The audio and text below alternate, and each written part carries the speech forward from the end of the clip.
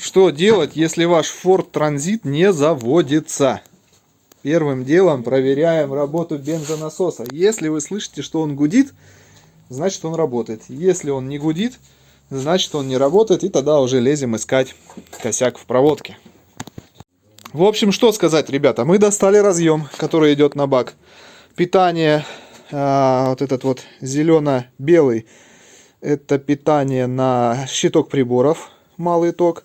А вот этот должен, по всей видимости, быть питанием на сам насос. Ну что, сейчас мы будем его прозванивать. На простой вопрос у Гугла, где стоит реле топливного насоса, ответа нет. Предположительно, что оно у нас все-таки вот здесь вот стоит. Сколько я перелопатил, конечно, информации, чтобы найти, где стоит реле бензонасоса, так и не нашел. Это все чисто своим методом тыка, так сказать, нашли правильное расположение. Там F, FR разъемы. Нифига это не помогло. Я не знаю, что вы, люди, пишете. Посты, которые, блин, сами нифига не знаете, что пишете. Вот Ford Transit, 95 год. Бензиновый двигатель. Dodge. Здесь стоят релюшки. Вот здесь все это дело и стоит. Два вот этих черных реле. Это первая, вторая скорость вентилятора на радиатор. Реле бензонасоса. Вот это второе, я еще не знаю, за что и к чему оно отвечает. Наверное, скорее всего, просто реле зажигания.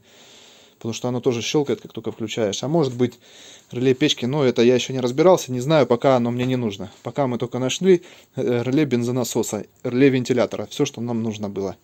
Вот, потому что мы ставили сюда доп-датчик, чтобы включался вентилятор газелевский. И вот теперь нашли бензонасос. Короче, ребята, смотрите, сейчас мы вам покажем. Вот он разъем.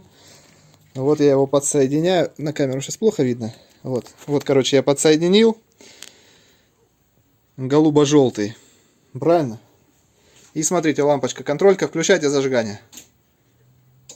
Все, видите, заработало.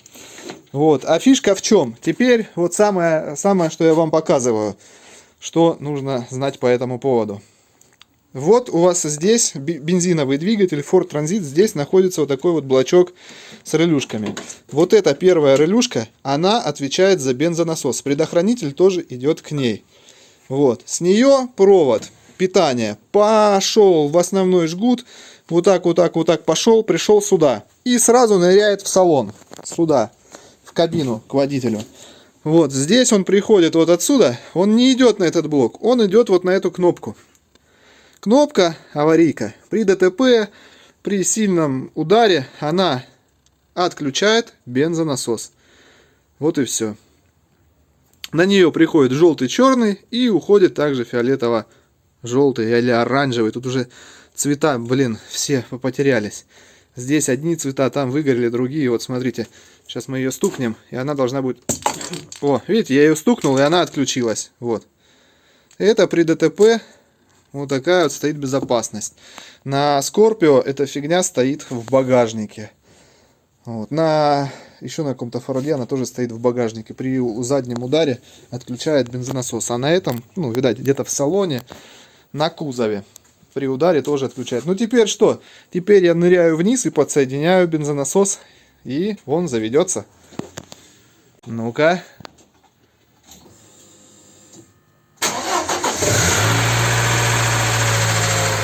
Вот, ребята, сразу дрынь и готово.